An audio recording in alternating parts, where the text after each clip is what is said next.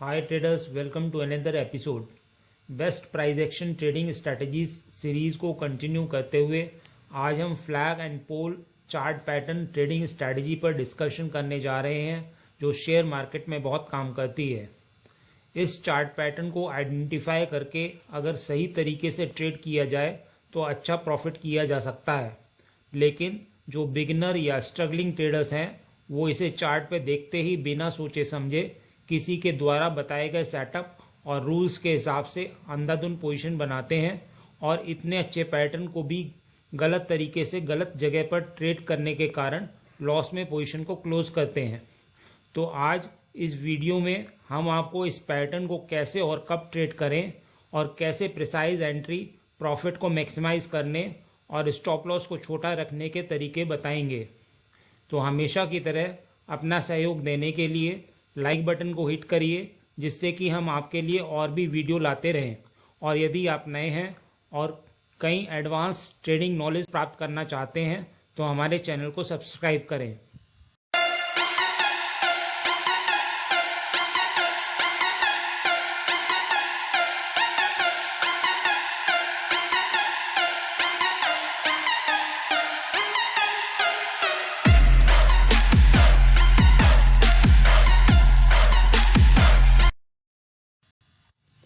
आगे बढ़ने से पहले मैं आपसे पूछूंगा एक क्वेश्चन जिसका आंसर आप सब लोग करोगे कमेंट सेक्शन में।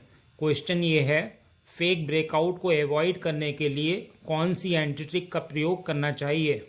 तो ये हैं आपके ऑप्शंस। ए, वॉल्यूम के साथ breakout trick, B, multi time frame analysis, या फिर सी, दोनों ही।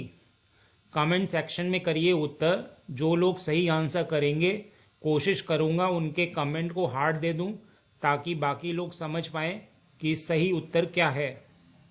Flag and pole pattern chart पर कुछ इस तरह से दिखते हैं। यह दो तरह के होते हैं, पहला स्टैंडर्ड फ्लैग और दूसरा पिन एंड फ्लैग। तो पहले हम standard flag and pole pattern को समझते हैं। यह दो तरह के होते हैं, बुलिश और bearish. Bullish flag and pole pattern क्या है, इसका कॉन्सेप्ट आपको अच्छी तरह से क्लियर होना चाहिए। देखिए, जब मोमेंटम कैंडल्स के साथ एक शार्प अप ट्रेंड के बाद मार्केट करेक्ट होता है तो हम सभी को पता है कि कभी भी प्राइस डायरेक्ट ऊपर या नीचे नहीं जाता, मार्केट करेक्शन के साथ आगे बढ़ता है। तो जब इस करेक्शन पीरियड में हमें दो parallel trend line downward side tilt मिलती हैं तो हम इसे bullish flag and pole pattern बोलते हैं। इस शार्प अप ट्रेंड के दौरान पोल का फॉर्मेशन होता है और करेक्शन पीरियड के दौरान फ्लैग का फॉर्मेशन होता है और यह दोनों मिलकर फ्लैग एंड पोल पैटर्न का फॉर्मेशन करते हैं।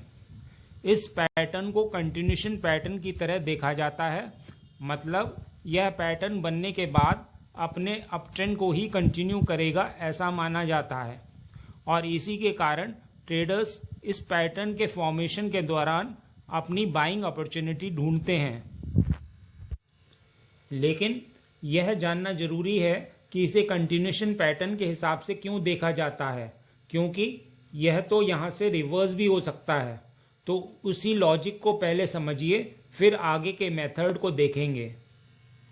देखिए, पैटर्न के शुरुआत में बायस ने कंट्रोल किया है, लेकिन एक जगह आकर सेलर भी स्ट्रांग होना शुरू हो गया, जिसके कारण प्राइस ऊपर नहीं जा पाया और वहीं पर स्लो डाउन होकर ट्रेड करने लगा। तो इसकी दो वजह हो सकती हैं। जो बायर एग्रेसिव होकर बाय कर रहा था उसने बाय करना कम कर दिया, या फिर सेलर एग्रेसिव होकर सेल ऑर्डर डालना शुरू कर दिया। तो कारण कुछ भी हो, प्राइस यहाँ पर स्लो डाउन हो चुका है।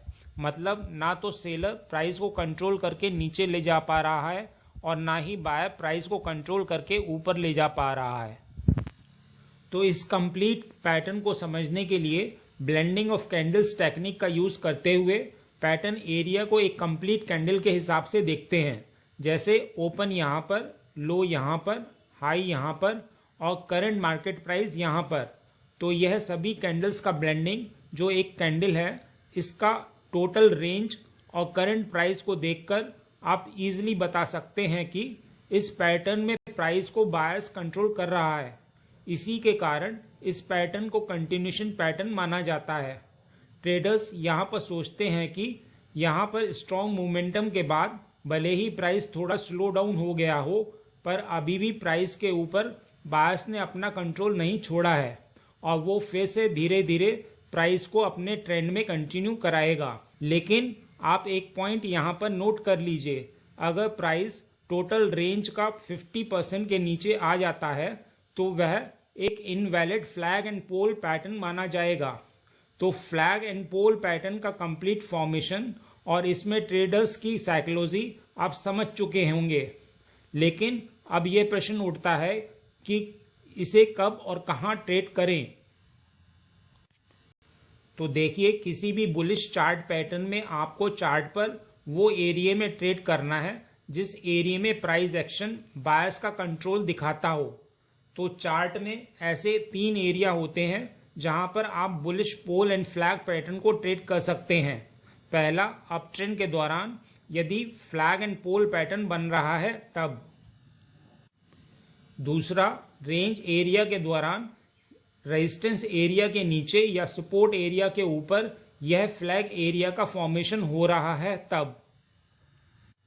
तीसरा, डाउन ट्रेंड में रिवर्सल के दौरान यदि फ्लैग एंड पोल पैटर्न बन रहा है तब।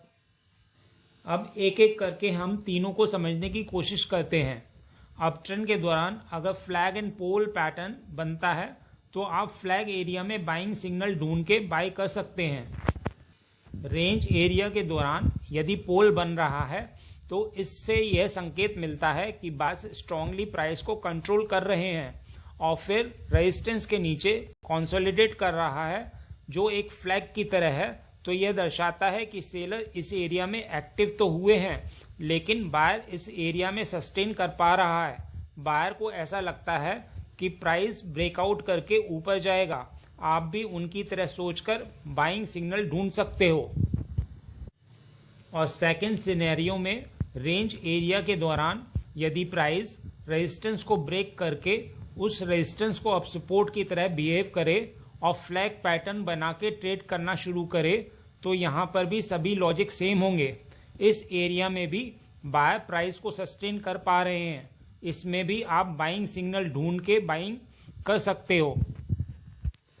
डाउन ट्रेंड में ट्रेंड रिवर्सल के दौरान यदि यह पैटर्न बनता है और अगर आप ठीक से प्राइस एक्शन को देखेंगे तो आपको समझ आ जाएगा कि प्राइस के ऊपर रिवर्सल के दौरान ही बायर्स का कंट्रोल आ चुका है, उसी के कारण रिवर्सल हो पाया है। फिर इस पैटर्न के दौरान पहले एग्रेसिव बाइंग प्रेशर आता है और फिर स्लो डाउन होके फ्लैग पैटर्न बनाकर ट्रेड कर रहा है। यहाँ पर यह माना जाता है कि बायर्स प्राइस को फिर से स्ट्रांगली अपने कंट्रोल में कर लेंगे और प्राइस अप ट्रेंड को कंटिन्यू करेगा। अब इस जगह पर भी आप बाइंग सिग्नल ढूंढकर बाइंग पोजीशन में प्रवेश कर सकते हैं। लेकिन अब सवाल ये उठता है कि सिग्नल ढूंढकर इसे कैसे ट्रेड करें। तो मैं यहाँ पर आपके साथ कुछ एंट्री ट्रिक्स और टिप्स शेयर करने जा रहा हूँ। Bullish flag and pole pattern की एंट्री ट्रिक में एक वॉल्यूम कंफर्मेशन की एंट्री ट्रिक है। जब प्राइस कंसोलिडेशन एरिया यानी फ्लैग में हो और कोई कैंडल अपर ट्रेंड लाइन को ब्रेक करके उसके ऊपर क्लोज कर जाती है तो वॉल्यूम पर ध्यान देना चाहिए। ब्रेकआउट के दौरान फ्लैग एरिया के वॉल्यूम से ज़्यादा ट्रेडिंग वॉल्यूम में वृद्धि पैटर्न की वैलिडिटी की एडिशनल कंफर्मेशन प्रदान करता है। हमारा स्टॉप लॉस फ्लैग के लोएस्ट पॉइंट से थोड़ा सा नीचे होगा और प्रॉफिट टारगेट इस फ्लैग के जितना रखना चाहिए। एंट्री के बाद देखिए आगे प्राइस ने कैसे मूव किया।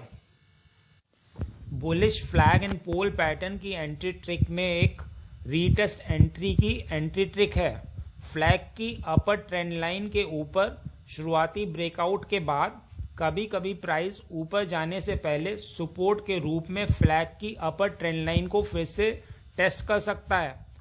यह रीटेस्ट बेटर प्राइस पर लॉन्ग पोजीशन में प्रवेश करने का अवसर दे सकता है। यहाँ हमारा स्टॉप लॉस ब्रेकआउट कैंडल के थोड़ा सा नीचे होगा और प्रॉफिट टारगेट इस फ्लैग के पोल के जितना रखना चाहिए। इस एंट्री ट्रिक में छोटा स्टॉप लॉस रखने का अवसर मिलता है। एंट्री के बाद देखिए आगे प्राइस ने कैसे मूव किया। Bullish flag and pole pattern की एंट्री ट्रिक में एक मूविंग एवरेज या ट्रेंड लाइन की एंट्री ट्रिक है। अगर मार्केट हेल्दी ट्रेंड के दौरान मूविंग एवरेज या ट्रेंड लाइन पर फ्लैग पैटर्न फॉर्म करता है तब हम यहाँ ट्रेड ले सकते हैं, क्योंकि हम सभी जानते हैं कि मूविंग एवरेज या ट्रेंड लाइन एक डायनामिक सपोर्ट और रेजिस्टेंस का काम करता है। तो पॉसिबिलिटी यह है कि मार्केट यहाँ से वापस अपने ट्रेंड को कंटिन्यू कर सकता है। यहाँ आप देख सकते हैं कि मार्केट अप ट्रेंड में है और चार्ट पर 50 EMA अप्लाइड है। प्राइस वापस EMA को अप्रोच करता है और यहाँ मूविंग एवरेज पर एक बुलिश फ्लैग पैटर्न बनाता है। यह कंसोलिडेशन फ्लैग का फॉर्मेशन करता है और यह शार्प मूवमेंट पोल का फॉर्मेशन करता है। अब देखिए यहाँ हमें एक अर्ली एंट्री इंडिकेशन ऑलरेडी मिल चुका है। यहाँ पर एक डोजी बार EMA पर फॉर्म हुई है जो कि एक इनडिसिसिव कैंडल स्टिक है। यदि इस डोजी बार का हाई ब्रेक हो जाता है तो यहाँ पर बेटर प्राइस पर लॉन्ग पोजीशन में प्रवेश करने का अवसर है। यहाँ हमारा स्टॉप लॉस डोजी कैंडल के लो से थोड़ा सा नीचे होगा और प्रॉफिट टारगेट इस फ्लैग के पोल के जितना होगा। जिस प्रकार हमने फ्लैग पैटर्न को मूविंग एवरेज के साथ कंबाइन करके ट्रेड लिया, उसी प्रकार हम ट्रेंड लाइन को कंबाइन करके ट्रेड ले सकते हैं। यही concept bullish pin and flag pattern के लिए भी है। Bearish flag and pole standard और पिन एंड पैटर्न सिनेरियो के लिए भी यही कॉन्सेप्ट काम करता है, बस हम इनमें सेलिंग अपॉर्चुनिटी ढूंढते हैं। निष्कर्ष में हमने सीखा कि मार्केट में संभावित एंट्री पॉइंट्स की पहचान करने में flag and pole pattern trading strategy एक मूल्यवान टूल हो सकती है। डिफरेंट एंट्री ट्रिक्स का उपयोग करके ट्रेडर्स संभावित स्टॉप लॉस को सीमित करने के लिए संभावित एंट्री कर सकते हैं। तो ट्रेडर्स कंसिस्टेंट प्रॉफिट बनाने के लिए अभी तक बताई गई स्ट्रैटेजीज और एंट्री ट्रिक्स का जानना बहुत जरूरी है, क्योंकि एंट्री बनाते समय यह पैटर्न्स बहुत काम आते हैं। यदि आप अभी तक इनसे अननोन हैं तो आप डिस्क्रिप्शन में दिए गए वीडियो लिंक से उन्हें देख सकते हैं। बस इतना ही इस वीडियो में। उम्मीद करता हूँ इस वीडियो में दी गई जानकारी आपके लिए उपयोगी रही होगी। यदि हाँ तो लाइक बटन को हिट करिए और यदि आप नए हैं तो चैनल को सब्सक्राइब करिए। मिलते हैं नेक्स्ट एपिसोड में।